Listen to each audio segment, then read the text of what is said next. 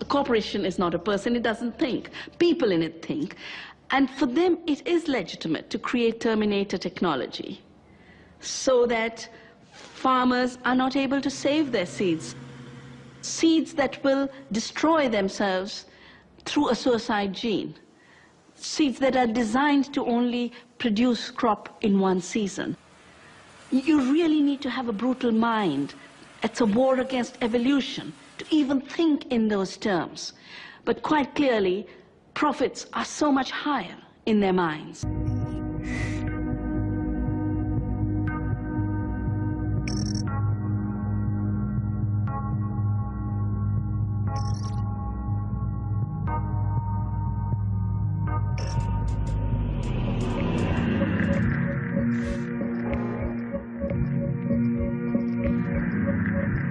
Something happened in 1940 which marked the beginning of a new era, the era of the ability to synthesize and create on an unlimited scale new chemicals that had never existed before in the world. And using the magic of research, oil companies compete with each other in taking the petroleum molecule apart and rearranging it into, well, you name it.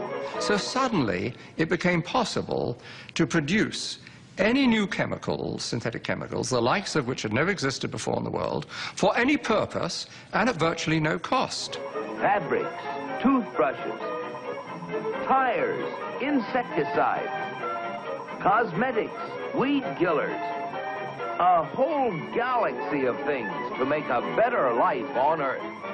For instance, if you wanted to go to a chemist and say, look, I want to have a chemical, say a pesticide, which will persist throughout the food chain, and I don't want it to have to renew it very, very often. I'd like it to be relatively non-destructible.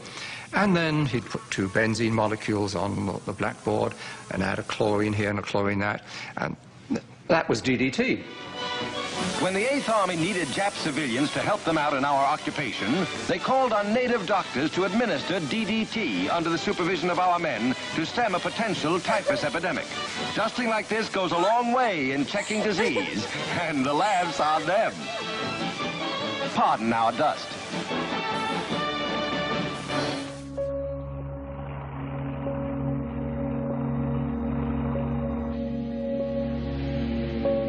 As the petrochemical era grew and grew, warning signs emerged that some of these chemicals could pose hazards. The data initially were trivial, anecdotal, but gradually a body of data started accumulating to the extent that we now know that the synthetic chemicals which have permeated our workplace, our consumer products, our air, our water, produce cancer and also birth defects and some other toxic effects.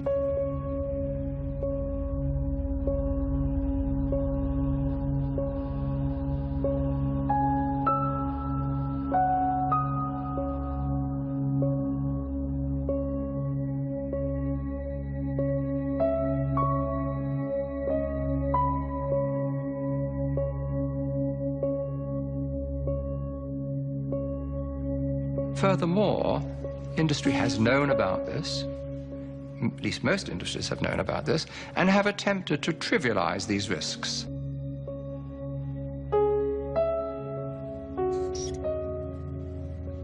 If I take a gun and shoot you, that's criminal. If I expose you to some chemicals which knowingly are going to kill you, what difference is there? The difference is that it takes longer to kill you. We are now in the midst of a major cancer epidemic, and I have no doubt, and I have documented the basis for this, that industry is largely responsible for this overwhelming epidemic of cancer, in which 1 in every 2 men get cancer in their lifetimes, and 1 in every 3 women get cancer in their lifetimes.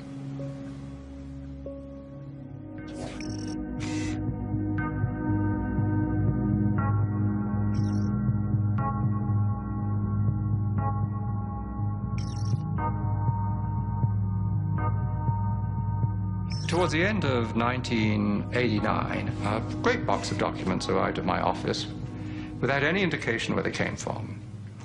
And I opened them and found in it a complete set of Monsanto files, particularly a set of files dealing with toxicological testing of cows who've been given RBGH. BST, trade name Posilac, is being used in more than a quarter of the dairy herds in the United States, according to Monsanto. The milk has been drunk by a large portion of the American population since the Food and Drug Administration declared it safe for both cows and humans 4 years ago. And at that time, Monsanto was saying, there's no evidence whatsoever of any adverse effects, we don't use antibiotics, and this clearly showed that they had lied through their teeth.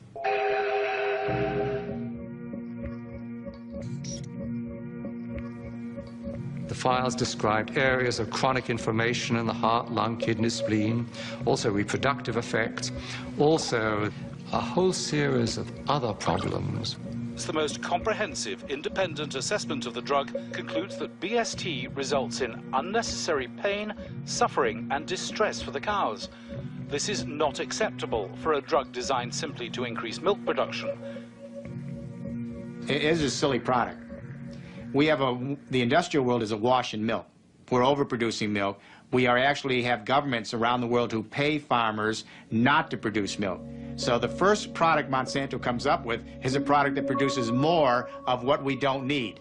Of course, you'll want to inject Posilac to every eligible cow, as each cow not treated is a lost income opportunity. But the problem was that use of the artificial hormone caused all kinds of problems for the cows.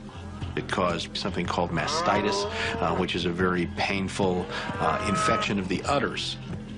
When you milk the cow, if the cow has bad mastitis, some of the, and I don't know how to say this in a, I hope people aren't watching at dinner time, but the pus from the infection of the udders ends up in the milk, and the somatic cell count, they call it, the bacteria count inside your milk goes up. There's a cost to the cows. The cows get sicker when they're injected with RBGH. They're injected with antibiotics.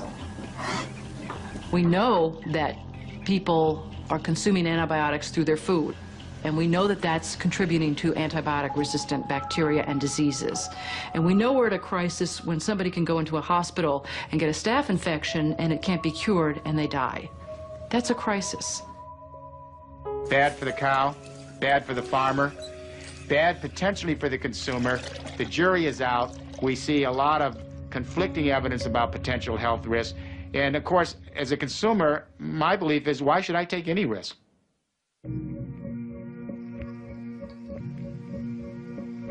Factory farm cows have not been the only victims of Monsanto products. Large areas of Vietnam were deforested by the U.S. military using Monsanto's Agent Orange.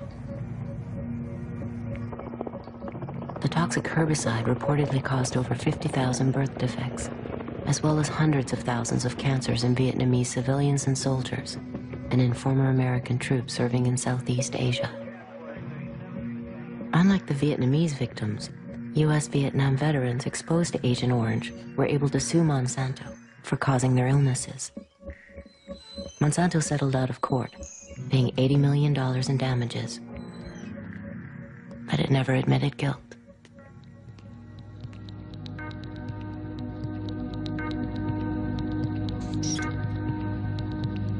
Protesters have blocked off the entrance to the parking lot. You can see here of the Monsanto corporation using their bikes. So they are planning to replace nature, and they want to sell it along with their associated chemicals. Protesters have blocked off the entrance to the parking lot. You can see here of the Monsanto corporation using their bikes. Monsanto's been a prime mover in GMO technology, a multi-million-dollar GMO lobby here, and a major political contributor. They are planning to replace nature. By us, I mean life. By us, I mean nature. They are planning to replace nature. So if we don't stop Monsanto, they can stop us. They want to basically divert the billions of years of evolution, designer genes and designer organisms designed to increase profit and control for Monsanto, and you're still asking me at this point why we want to stop Monsanto? If we don't stop Monsanto, they can stop us. In 1992, the Food and Drug Administration decided that genetically modified organisms were the functional equivalent of conventional food. You're still asking me at this point why we want to stop Monsanto? If we don't stop Monsanto, they can stop us. The GMO standards are being passed at the codex level because, frankly, through lies. One corporation. They're telling them that they're safe crops, that they're safe food products. They don't need to be labeled. Monsanto. Lies. One corporation. Why do they do it?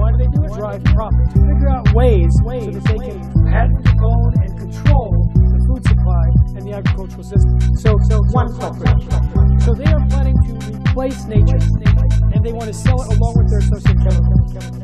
The FDA has received over 1 million comments from citizens demanding labeling of GMOs. Lies. One corporation.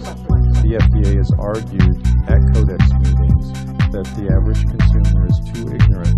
Lies. In the genetic engineering revolution, these seeds are now patent property of one corporation called Monsanto. So why no labeling? I'll give you one reason. The influence and the corruption of the political process by Monsanto. They are planning to replace nature. By us, I mean life. By us, I mean nature. They are planning to replace nature. So if we don't stop Monsanto, they can stop us. Protesters have blocked off one corporation. They're telling them that they're safe crops. Lies. One corporation. Protesters have blocked off Monsanto. Corruption. One corporation. They're telling them that they're safe crops. The influence and the corruption of the political process. One corporation.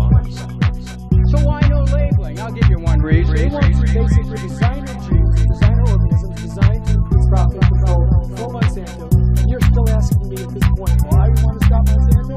If we don't stop Monsanto, they can stop us. They are planning to replace nature. By us, I mean life. By us, I mean nature.